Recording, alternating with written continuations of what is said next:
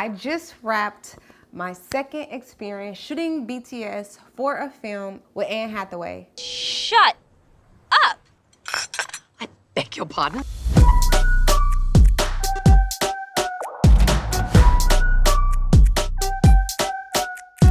This was such a great experience. One, Anne Hathaway, I love her. All the Princess Diaries, Devil Wears Prada, like that is my girl. And to be able to experience her in person, it was such a great experience. Today I want to talk to you all about that experience, and I'm super geeked to talk to you all about 5 tips that I learned on this particular film shooting behind the scenes that I feel like it will help you all as you get into this newfound part of filmmaking, which is shooting behind the scenes. So first and foremost, before we get into all the tips, I want to talk about the equipment that I use.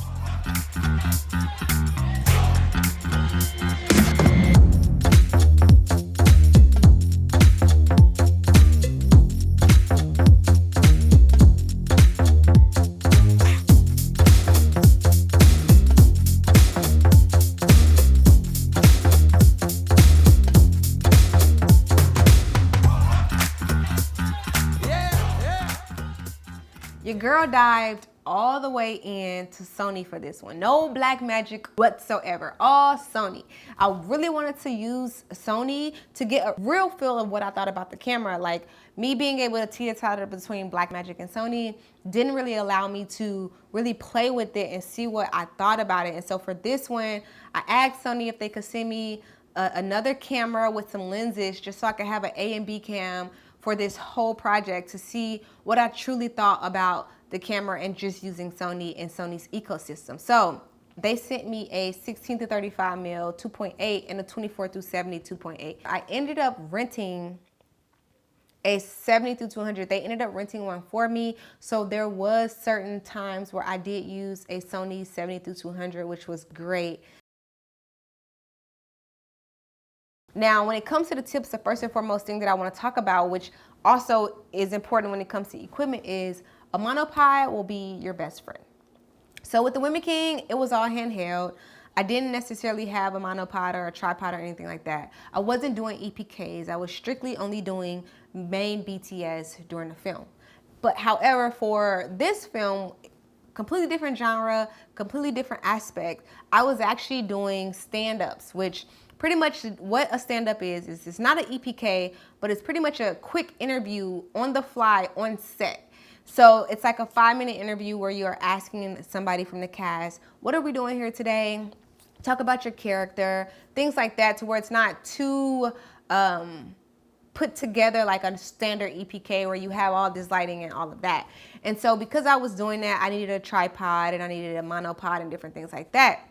The monopod also came in handy being on set where you might need to extend it to get the certain shot. If you don't want to be shaking a lot, you might want to have a monopod. And at first I didn't bring it and I was just doing everything handheld. But when I brought that monopod, I was like, yo, this is legit. Like, I don't know why I didn't bring this, but I really enjoy using the monopod. And I was actually going to get rid of mine because I don't usually use it.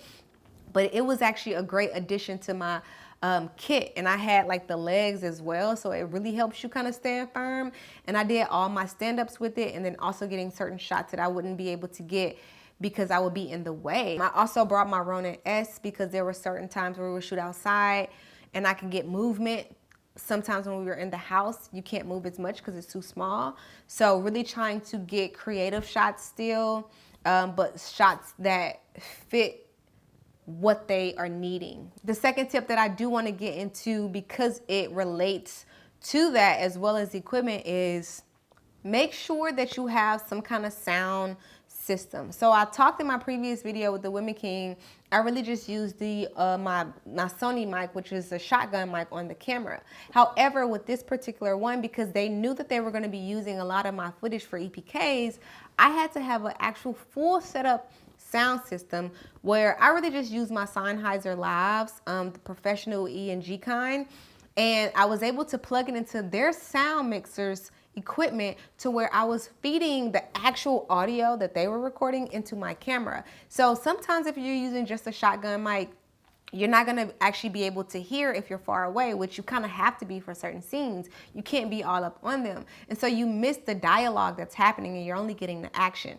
A lot of wedding videographers do this. They plug it into the soundboard at the wedding to get that audio. Well, it's essentially the same thing. So I had to use one of my lavs, my transmitter, to pretty much plug it into their soundboard, and then I put the receiver and connected it to my audio or to my audio handle, and I was able to get the dialogue that they were recording for the actual film as I was shooting the BTS in case they wanted to have a standoff where they can use just that.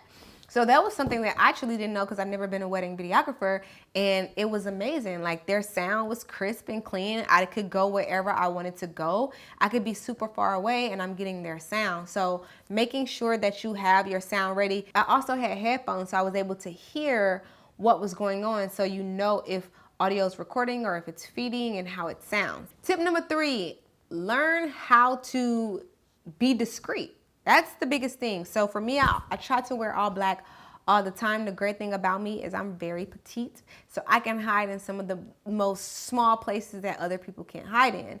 And so, wearing all black, you kind of blend in with the background so that you're not a distraction. Like, they're still shooting for actual film and time is of the essence. So you have to make sure you're discreet. You want to be in the shadows. You don't want to be wearing all these colors where you're trying to get great BTS, but you're a distraction to the cast. Tip number 4 goes with tip number 3. Do not stand in the cast's eyeline. So I learned what eyeline was with the Women King. It's basically when there's certain ways that the cast has to look, whether it's past camera, especially if they're supposed to look at somebody when they're getting a certain shot, and you don't want to be in their eyeline. You don't want to be too close to the camera to if they have to look that way or whichever way they're looking. When they turn to look that way, they're looking at you. It's a huge distraction.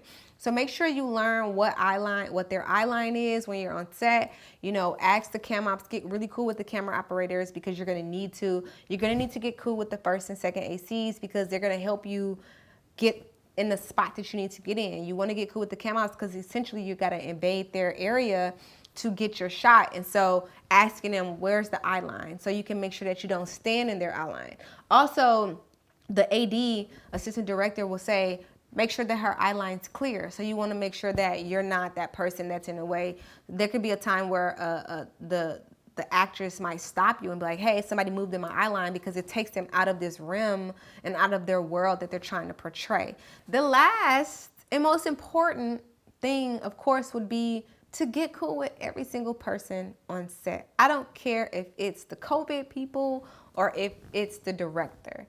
Every single person is important.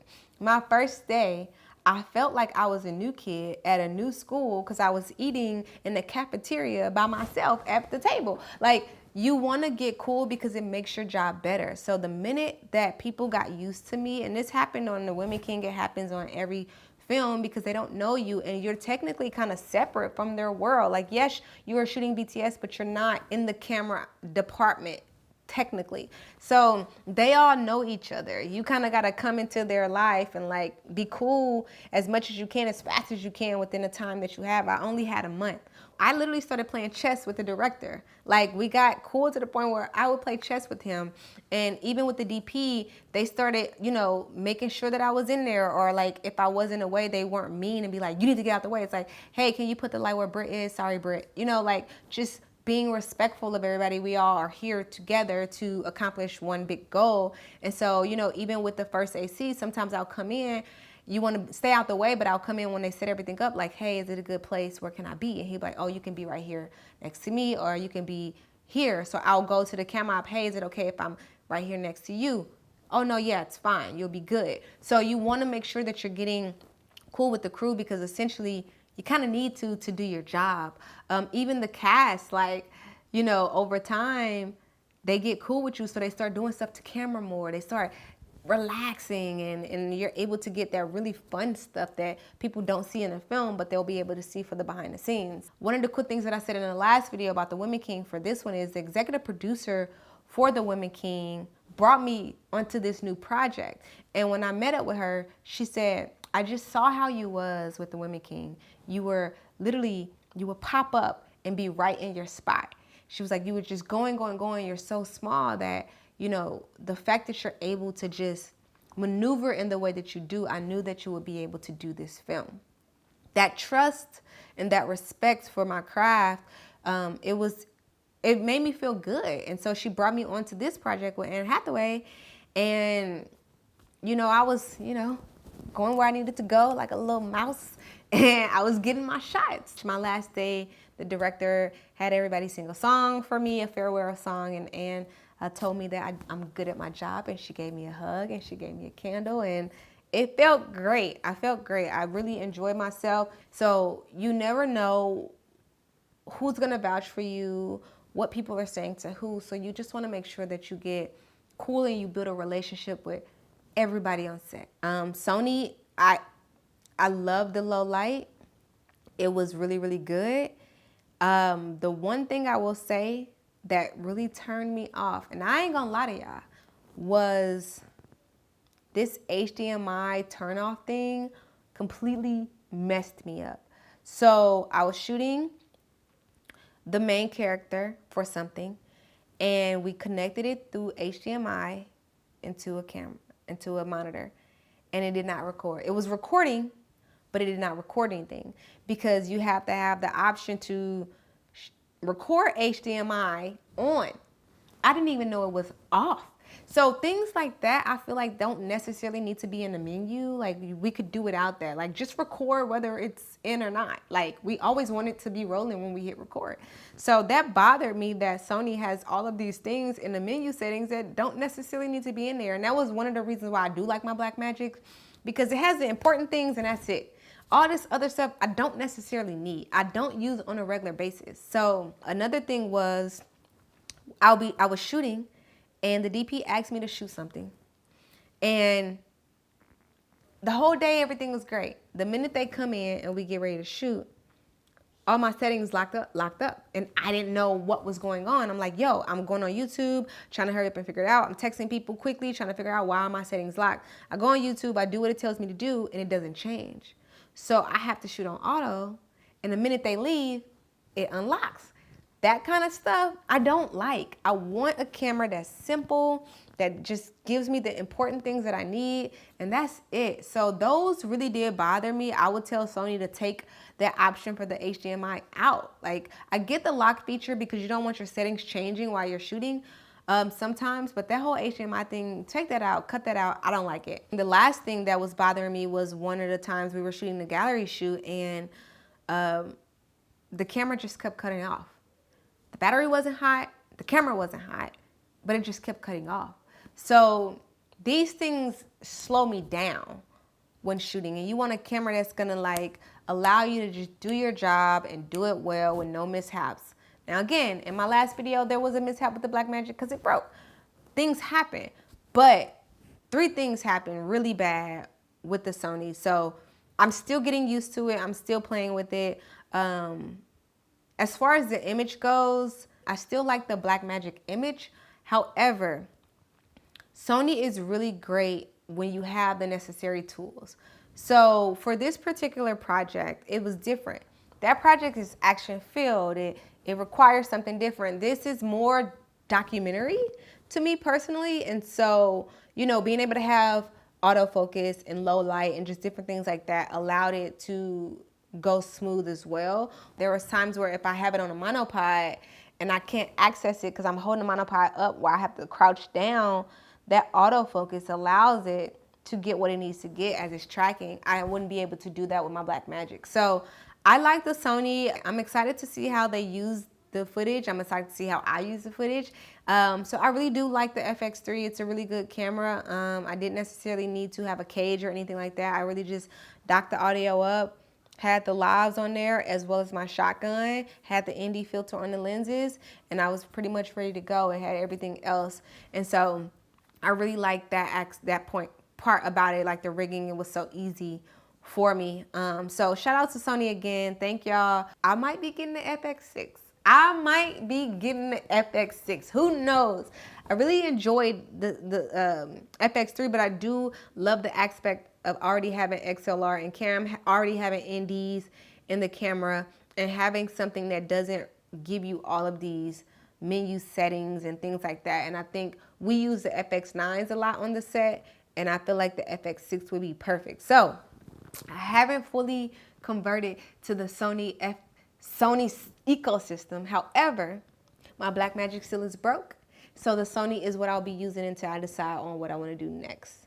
But those are the 5 tips, and hopefully it helped y'all become better shooters, shooting behind the scenes. I'm excited for 2023. My goal is to get into the union shooting behind the scenes for feature films.